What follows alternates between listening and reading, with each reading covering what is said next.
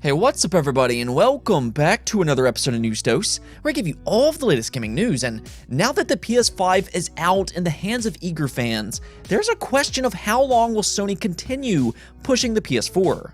They are still supporting the PS4 after all, with games such as Spider-Man Miles Morales and Horizon Forbidden West. Well, with some new information, it now appears Sony might be looking onward as they shift focus away from the PS4. We'll talk more about that in just a bit, but also I have some good news for you Xbox fans. It's been difficult trying to buy these new consoles. They're selling out immediately, however things might look better real soon. And Xbox also talked a bit about that Bethesda acquisition, so stick around for that. First though, let's get right into the quick news, and we're actually starting today with some Xbox news. So over the weekend, a new Xbox trademark popped up online, which has created some conversations about what all this means. The trademark in discussion is Xbox Series XS, and really I think that there are two different ways that you can look at this trademark. The more likely of the two is that Microsoft is simply following a trademark to protect the name. They do use Xbox Series X/S in all of their announcements and on box arts. Anytime a game gets announced, they list it as X/S in order to let fans know it works for both. And yeah, that's not exactly overly exciting, but if we want to make more of an outlandish prediction on what this could be, maybe it could be a third console. Probably not, but I do think that there's room for a third console sometime in the future. Right now, Xbox has the Series S, which is the most affordable next-generation console, and then they have the Series X, which is the most powerful console. I like this strategy by Microsoft nailing down a $500 price point and then $300, but I also like what Sony did. They simply did a PS5 digital version and knocked its price down by $100, making it a grand total of $400 compared to the disc version, which of course is $500. Obviously, gamers are rapidly transitioning towards all digital gaming, so a digital console is a nice option to have. So maybe Microsoft is considering a similar approach. They did have that all-digital Xbox One last generation, and maybe they could do something like that with the Series X. That way they can cover all price points for incoming customers. If they did do something like this though, I would hope they wouldn't use the name Xbox Series XS. That's a terrible name, and marketing would get seriously muddy, but I've never been a big fan of their name conventions anyway, so you can never really tell when it comes to Microsoft products. Again though, the more likely reason for this trademark was simply to protect the name. Moving on, one of 2020's most overlooked games, 13 Sentinels, got some good news. Or kind of. So Atlas revealed that 13 Sentinels went on to sell 300,000 copies last year, which is good for this type of game. It is very niche. It's kind of like a visual novel with some tactical strategy gameplay thrown in, but you know, it's not some super big AAA game with high production values. So 300,000 sold is pretty good for this type of game, but I have to say this game deserves so much more than that. The story in specific for 13 Sentinels is really good, to the point that many believe it was the best story-driven game from last year. It won some awards and it really is a great game. Even the gameplay, while not necessarily the most visually pleasing, did its job and it's quite fun. So I do think this game deserves more than 300,000 units sold, and this is kind of on Sega and Atlas. I don't know what it is about Atlas in specific, but they seem to only release their products on a single platform. It's almost like they don't care about money. I mean, if they even released this on just the PS4 and Switch, it would still sell a ton more. We've seen time and time again the Nintendo Switch is an absolute beast, especially in places like Japan. This particular game did do well in Japan, and if it was available on the Switch, it could maybe even have doubled in total units sold. I really just don't understand Atlas at all. Make your games multi-platform.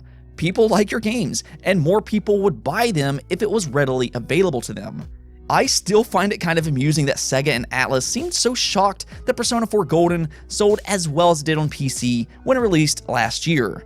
I mean, this didn't shock fans at all, but these companies just don't seem to understand. I guess it is what it is, but again, 13 Sentinels is a great game, and if you happen to miss out on it last year, go check this game out. Now, speaking of Sega and Nintendo, there's always some games that fans are just begging Nintendo to bring back. They have a lot of dormant IP that fans want to see return. To name just a few, there's Earthbound, Kid Icarus, Star Fox, Golden Sun, and F-Zero. It would be nice to bring back some of, if not all of these back. Now, that likely won't happen anytime soon, but it does sound like that there is a small chance that we could see a return of F-Zero. The keywords here, though, are small chance, but even then, check this out. F-Zero GX producer Toshihiro Nagoshi had this to say while talking about bringing back F-Zero. Putting aside the odds of it happening, I must admit I have a lot of affection for F-Zero GX. If the opportunity were to present itself, I wouldn't mind. And in that case, I'd like to make it a challenging game. I believe that if Nintendo just wants a racing game that is fun and accessible, they already have Mario Kart for that purpose. So at least one person is interested in bringing back F-Zero. The problem, though, is that this person works for Sega and not Nintendo. I think some people forget about that, but F-Zero GX was a collaboration between Sega and Nintendo. So you would still have to get Nintendo on board for a new F-Zero game, but I do think Toshihiro made a good point. Nintendo obviously has Mario Kart, which has been extremely successful, and that's an understatement. So F-Zero could be a more difficult game than that, and I like that. I thought that was a well-made point, and it does make sense. It is an extremely fast-paced game, and I remember as a kid struggling on some of F-Zero's harder tracks, especially the ones without side rails. I remember just flying off the map time and time again. Either way, this game needs to return, so pick up the phone, Nintendo, and make it happen. Next up, let's talk about PlayStation because it looks like Sony is really pushing to transition to the PS5 sooner rather than later. There's been a lot of talk about what Sony plans to do with the PS4. That was a big issue last year as Sony went back and forth on supporting the PS4 after the PS5 released. My opinion is that they're doing the right thing. They say that they're going to support the PS4 for years to come, and I think with select games that does make sense. Obviously, there's over 100 million PS4 consoles out there in the wild, and if a game can run on the PS4 and not have major issues, I'm looking at you, Cyberpunk, then it should be more than fine. Even then, though, new reports are coming out that Sony might be discontinuing several PlayStation 4 models.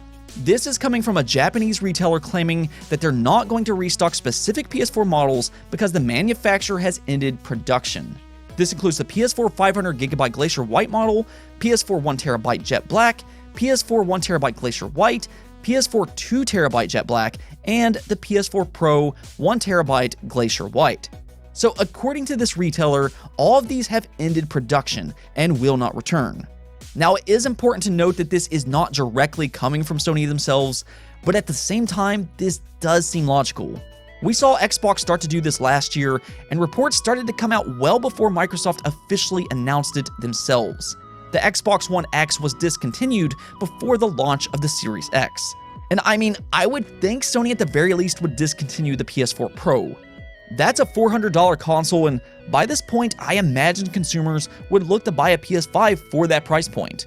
The PS5 Digital is the same price with more power, more modern games, and it has backwards compatibility. When you start to think about it, there really is no need for the PS4 Pro anymore.